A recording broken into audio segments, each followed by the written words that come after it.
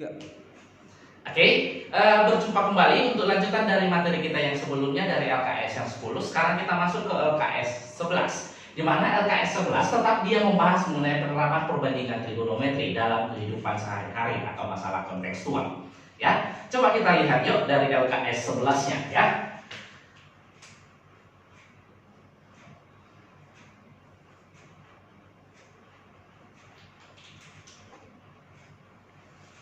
Coba kita perhatikan soal nomor 1.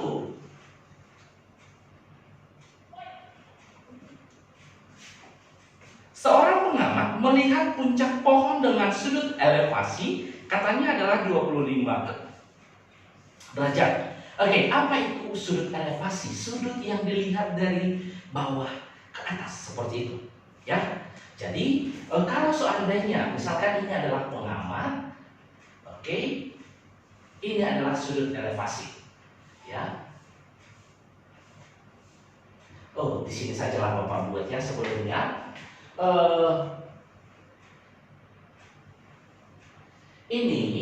Ini misalkan pengamat, maka inilah yang kita sebut dengan sudut elevasi, ya. Sedangkan kalau seandainya dibilang dia adalah sudut depresi, berarti dari atas ke bawah, kan gitu ya. Jadi kalau seandainya nih ini pengamatnya, ya, dilihat ke bawah, oke, dan inilah yang dilihatnya, misalnya sudut depresi itu yang mana? Ya ini, inilah dia sudut depresi, sudut ya depresi. Jadi ini pengamat tadi. Makanya bisa kita buat bahwa elevasi dari bawah ke atas, kita melihat ke atas. Kalau dia depresi dari atas, misalkan dari atas gedung atau dari atas pesawat dan lain sebagainya, kita melihat ke bawah. Berapa sudutnya dengan sumbu X yang mendatar. Gitu ya, itu dia. Oke, ini adalah sumbu X-nya yang mendatar. Jadi coba kita lihat yuk. Katanya di soal nomor 1, seorang pengamat melihat sebuah puncak pohon dengan sudut elevasi 25 derajat. Oke, ini tadi ya soal nomor 1-nya. Seorang pengamat melihat puncak pohon. Oke, jadi bisa kita buat inilah dia pohonnya, kan gitu ya. Inilah dia pengamatnya. Dengan sudut elevasi berarti yang ini tadi. Berapa di sana? Iya, 25 derajat. Oke, dengan sudut elevasi 25 derajat. Kemudian jarak antara pengamat dan pohon dilihatnya adalah 50 meter. Berarti di sini 50 meter. Kemudian sedangkan sinus 25 diketahui di sana, yaitu ya. Yang ditanya adalah berapa dia tinggi pohon. Itu dia. Berarti inilah X-nya. Oke, yang ditanya. Ya. Ditanya tinggi pohonnya berapa. Oke. Jadi coba kita lihat ini tadi tetap perbandingannya. Perbandingan segitiga yang kita cari. Lihat yang ditanya adalah depan sudutnya, kemudian yang diketahui adalah sampingnya. Berarti adalah perbandingan sudut yang mana? Sinus, kosinus atau tangan? Iya, betul sekali. Tangan. Maka bisa kita buat yuk. Tangan 25 derajat itu sama dia dengan depan per samping. Kan gitu. Tangan 25. Oke, diketahui tadi di soal 0,466. 0,466 depannya berapa? Itulah kita buat sebagai tinggi pohonnya X. Berarti per 50. Maka dari sini tinggal kita kali silang saja, maka X sama dia dengan 50 dikali 0,466. Berarti kira-kira berapa itu? Nolnya habis 1 tinggal sekian, maka 33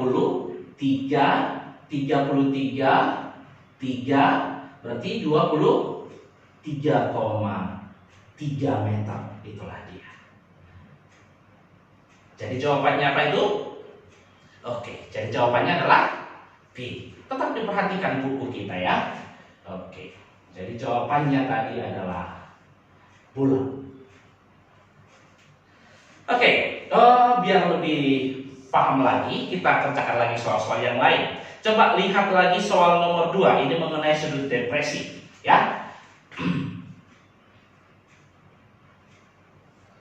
Soal nomor 2, katanya dari atas menara, Amir melihat titik L di atas tanah datar dengan sudut depresi. Depresi saya bilang tadi ya. Dengan sudut depresi, katanya dilihatnya. Oke, kira-kira seperti ini. Inilah si Amirnya, di sini dia melihatnya. Oke, kemudian sudut depresinya katanya 35 derajat. Oke, kita bisa buat tadi gambarnya. Disinilah adalah sudut depresinya. Inilah dia 35 derajat, kan gitu. Oke, jadi kemudian jika tinggi teropong T Amir 60 meter di atas permukaan tanah, berarti otomatis tinggi teropong berarti dihitung dari atas sana adalah 60 meter. Oke. Kemudian sinus sekian dikasih tahu, maka jarak antara L dan kaki menara. Maka ini tadi adalah menara dan ini adalah titik L-nya. Andai kan kita buat saja ini titiknya M-nya, menara, disinilah dia Amir si A. Oke, maka lihat yang ditanya adalah jarak antara menara dengan titik L. Andai kan ini adalah X, kita buat.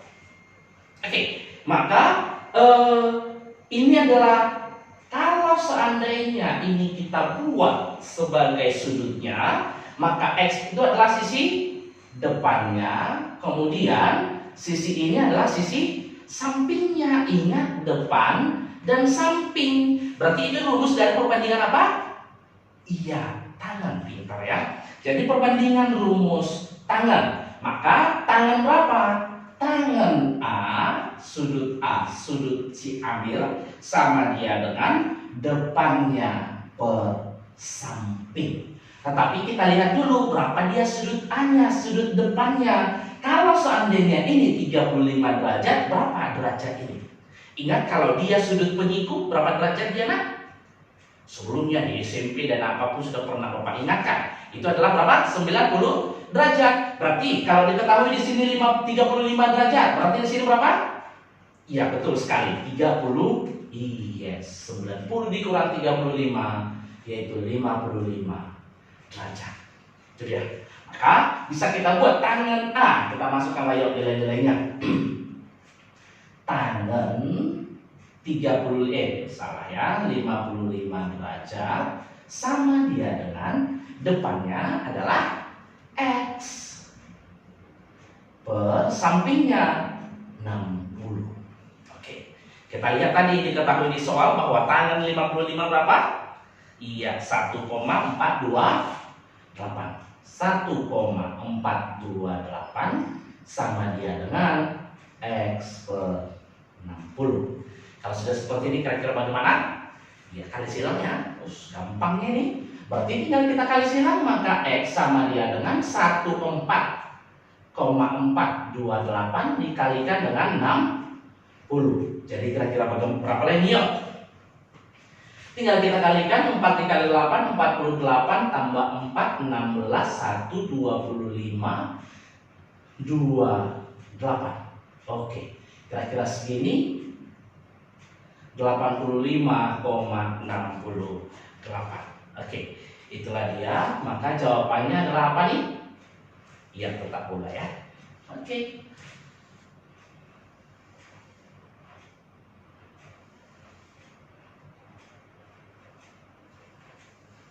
Kira-kira bagaimana penjelasannya? Masih kurang soalnya? Oke, coba kita buat lagi sebagai latihan ya.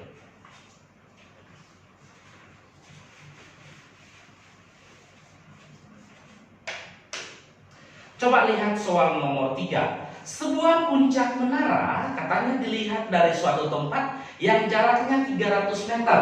Oke, coba kita buat dulu ya. Kita gambarkan kira-kira seperti apa. Sebuah puncak menara dilihat dari suatu tempat yang jaraknya 300 meter dari kaki menara dengan sudut elevasi 30 derajat. Oke, berarti katanya sudut elevasi berarti dari bawah ke atas. Gitu ya, inilah dia menaranya. Dan dia melihat dari sini. Andaikan ini adalah pengamatnya dan inilah dasarnya yang kita buat, inilah puncak menaranya, kan gitu ya. Oke, maka katanya sudut elevasinya berapa di sana? 30 derajat. Oke, yang inilah berarti dia 30 derajat. Kemudian jarak antara pengamat dengan kaki menara, berarti inilah ya, inilah dia menaranya. Jarak antara pengamat dengan kaki menara katanya di sana adalah 300 meter. Berarti yang menjadi pertanyaannya, tentukan katanya tinggi menara. Inilah dia, X sajalah kita buat ya, biar lebih gampang. Oke, yang ditanya adalah tinggi menara.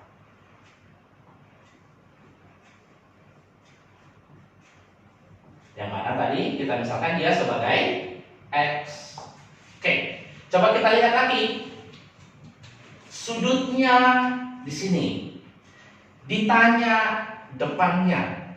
Yang diketahui sampingnya, depan dan samping. Berarti itu perbandingan dari apa?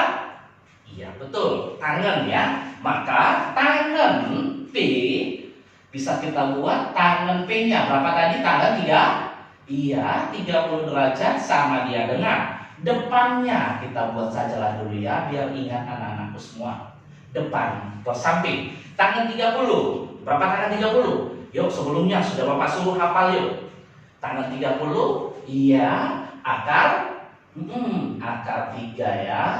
Sepertiga akar 3. Ya, apa yang benarnya ya? Sama dengan depannya, itu yang kita tanya.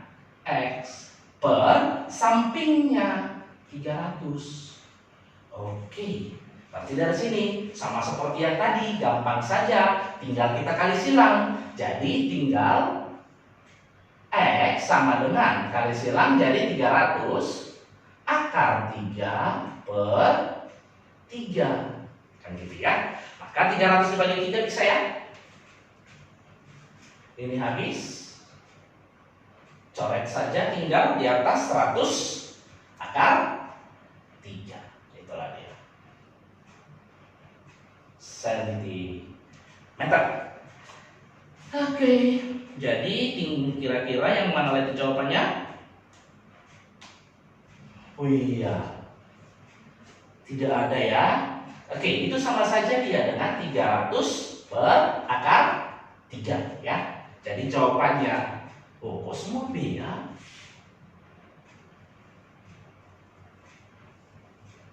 Oke, coba kita lihat satu soal lagi.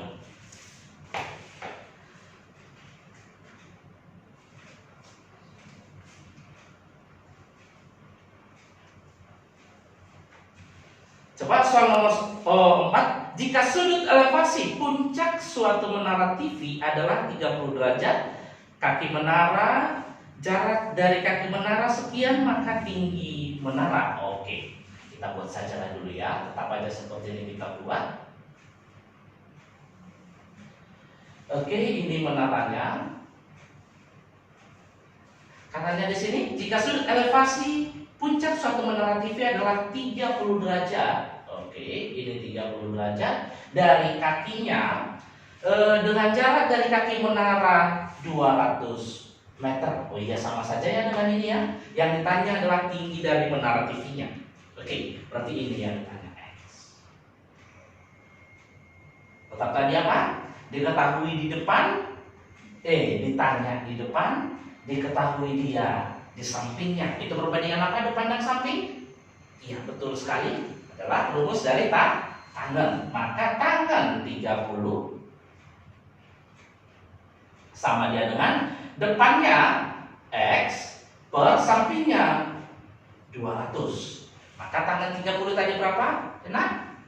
Iya, di sini tadi sudah ada sepertiga akar 3 sama dengan X per 200. Maka dari sini tinggal kita kali silang. Maka X sama dengan, kalikan 200 dikali 1 berarti 200 akar 3 per 3. Kira-kira ada jawabannya? Oke.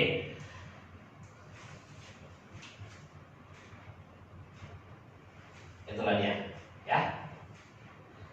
Kira-kira sampai di sini ada yang kurang jelas? Bapak rasa sampai di sini dulu untuk pertemuan kita, lanjutan dari yang pertama tadi. Ini harus kalian kerjakan semuanya. Soal-soalnya tinggal ada berapa soal lainnya, itu tinggal sedikit lagi. Dan kalian harus kerjakan. Nanti itu adalah laporan atau tugas yang Bapak kasih ke kalian dan harus kalian kerjakan, kirimkan nanti ke Bapak.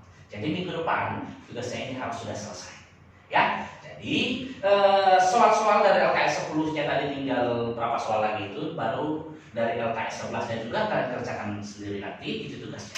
Oke, jadi sampai di sini dulu pertemuan kita. Sampai jumpa untuk materi-materi selanjutnya. Selamat pagi.